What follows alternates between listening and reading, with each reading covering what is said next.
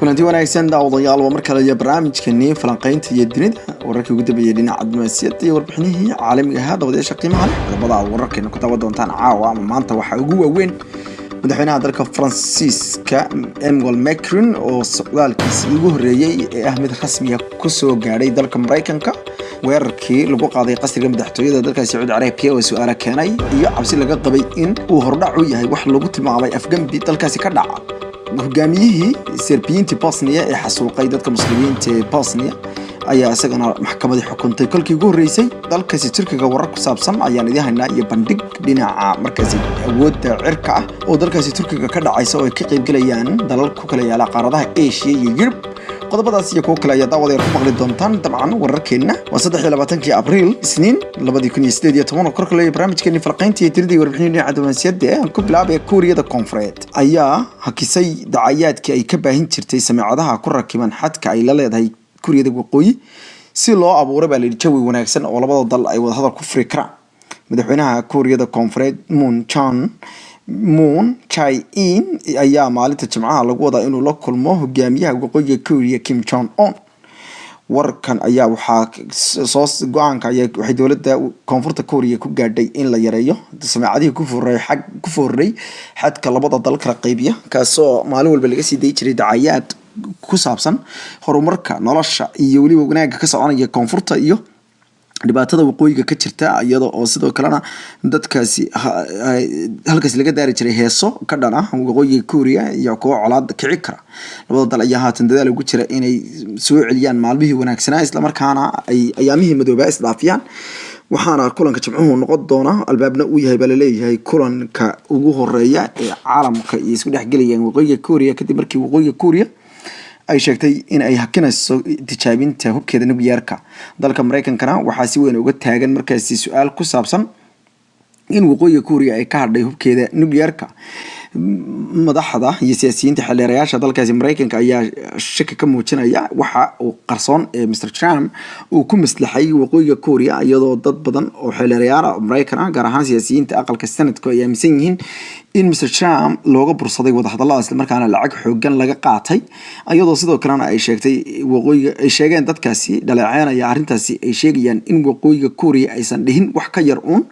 inay joojinayso tijaabada hubkeeda balse aysan ka tanaasulin hubkeeda nukliyeerka iyo rabitaanka ah in laga burburiyo hubkaasi uu yahay lama taabtaan sida muuqatana ay sheegeen in Mareykanka lagu khiyaaneeyo karo wadahadalkaasi hase yeeshee madaxweynaha Mareykanka Donald Trump ayaa arrintaasi diiday wuxuuna sheegay in dadka iyagu inta badan wuxuu yiri wax khalda ay siyaasadda sida xun u fahmay ay arrintaasi bomboonayaan wuxuuna sheegay in ay tahay inay ka dhursugaan wadahadallada dhici doona ayaamaha soo socda dalka Saudi Arabia ayaa wasaaradda difaaca dalkaas war qoraal ay soo saartay waxay ku mamnuucday guud ahaan in diyaaradaha aan ciidawadin ee droneska ah iyo wax kasta oo samada loo diro laga mamnuucay aaga uu ku yaalo qasriga madaxtooyada ee looga taliyo dalkaasi Saudi Arabia la yiraahdo Khusama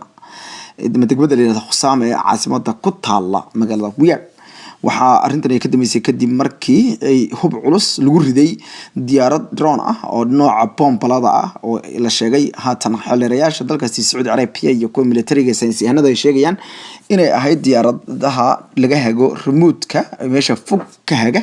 kaasoo la aaminsan yahay baa la yidhi inuu ahaa weer lagu soo qaaday boqor Salmaan bin Cabdulaziz Al Sacuud oo kolkaasi ka maqnaa xarunta madaxtooyada kuna sugnaa beertiisa Diiriya asagoo halkaasi ku nasanayay waxaa durbaba isla wareegaya ama la isla dhexmaraya wadankaasi Saudi Arabia in weerarkaasi uu ahaa mid markaasi qorshaysnaa oo la doonayay in talada looga tuuro boqor Salmaan bin Cabdulaziz iyadoo la sheegay in ay haddii diyaaradda drone-ka ah ay ku dhici lahayd dhismaha ama ay burburi lahayd dhismaha madaxtooyada ee dalkaasi Saudi Arabia ay ku xig lahaayeen weerar kale oo qorshaysnaa waxaana socda baaritaano xooggan oo amniga magaalada caasimadda lagu adkeenayo iyadoo guri loo baarayo deegaamada ku agdhow degmada Khusama ay halkaasi laga baarayo in ay jiraan kooxo ka dambeeya weerarkaasi wasaaradda difaaca ee dalka Saudi Arabia uu madax ka yahay MBS ayaan ilaa haatan cadeynin isla markaana aan shaaca ka qaadin cidda ku lug leh baa la yiri weerarkaasi iyo inuu noqdo markaasi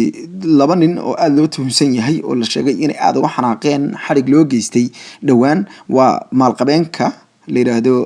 الوليد بن تلال iyo madaxii hore ciidamada qaranka ee dalkaasi Saudi Arabia Prince ama Amir Mutayib bin Abdullah bin Abdul Aziz Al Saud oo bihi ahaa boqorkii kan ka horeeyay oo inkastoo ay dowladda Saudi Arabia ay wado weerar markaasi ay ka dhan ah mucaaradkeeda ayaa ilaa haatan aan la shaacin in ay cid qoyskaas kamid ah ama xubnahaas kamid ah ay iyagu ku lug lahaayeen wararku waxay tibaaxayaan ama ay sheegayaan sida muuqata haatan in dowladda Saudi Arabia uu isku diyaarinayso wax loogu yeeray kacdoon ka dhex jira qoyska boqortooyada ee reer Al Saud iyo waliba kuwa ciidamada kala duwan ee dalkaasi oo dhawaanahan oo dhan ugu xooggan ka jiray inta badanna sababta arinta loo sameeyo ayaa ah baa leeyahay ama cabsidana u soo foos saartay kadib markii boqor Salman bin Abdul Aziz uu soo bootiyay dhaxalka inuu qaato kolka asagu uu baneeyo jagada si kasta uu baneeyaba wiilkiisa MBS iyadoo uu xaq u lahaa leeyahay amiirkii loo jiray Amir Mohammed bin Naif bin Abdul Aziz Al Saud oo uu adeer u ahaa boqor Salman Amir Mohammedna ay ahaayeen ilmaadeer run ah waxaana muuqato in dalkaasi uu ka jiro kala qaybsanaan reer boqor ah iyadoo reerka boqortooyadaas haysta ay tahay markii ugu horeysay ay bootiyaan ama la soo dhaafiyo mid kamid ah dadkii markaasi ayagu boqortooyada markaasi ama dhaxaltooyada lahaa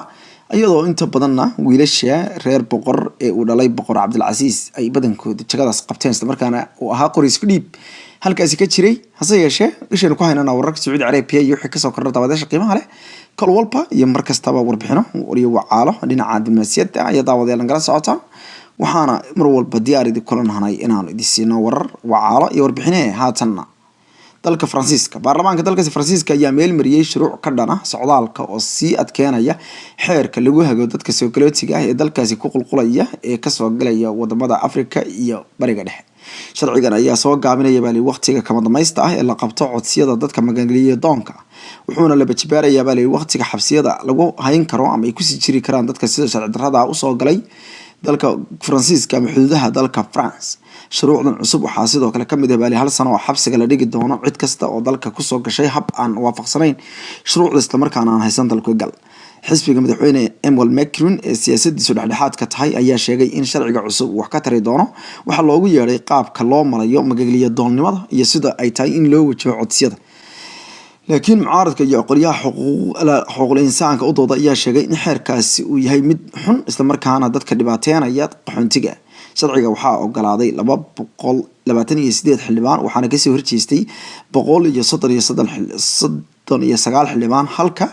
24 xildhibaanna aysan kulanka imaan oo ay ka baaqsadeen inay ka soo qayb galaan 14 kamid ah xildhibaanada asagu ka tirsan xisbiga madaxweynaha Macron ee la yiraahdo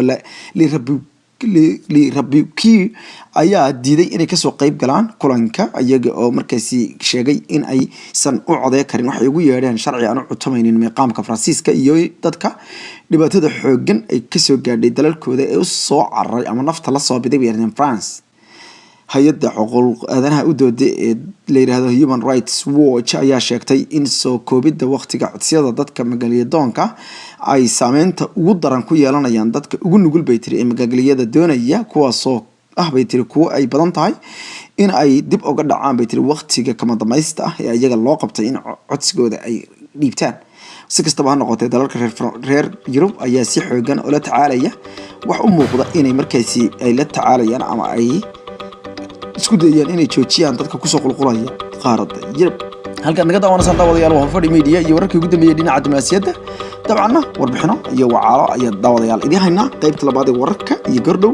hamogaanin haddii Allah idmo anagoo markaasi qaybaha dambe wararkeena tafaasiil dheeraad idin hayna daawadayaasha qiimaha leh mar walba waxaan idinku boorinaynaa ka qayb qaadashada wararka iyo faafinta inaad nagala qayb qaadataan anagoo aad uga mahadcelinayna daawadayaashii sida muggale uga qayb qaatay shalay warkii oo si weyn ay u faafiyeen iyo kii ka horeeyaba dabcan taas waxay dhiirigelinaysaa mar walba in anaguna xoog u sii laba jibaarno doonitaanka warbixino isku dheelatiran oo afkeena hooye afkeena Soomaaliyeed ah aynu ku soo tarjunay daawadayaal anagoo haddii Alle noo ogolaado mar walba idin ballan qaadana warar wacaalo iyo warbixino falanqayn heer sare ah oo ah tan sida dunida warbaahinteedu ay mar walba u qaada dhigto anagoo mar walba u sheegayna daawadayaasha qiimaha leh in anagu qaabkan aan dooranay ee wararka u falanqayno aysan ahayn qaab qodob wareed ah oo dabcan Soomaalidu aad u taqaanay oo yahay qaab falanqayn isdhextaag iyo waliba baaritaan ah kaasoo markaasi wararka aanu markaasi daldal iyo madaqad u raadin qaybta dambe ha moogaanin haddii alla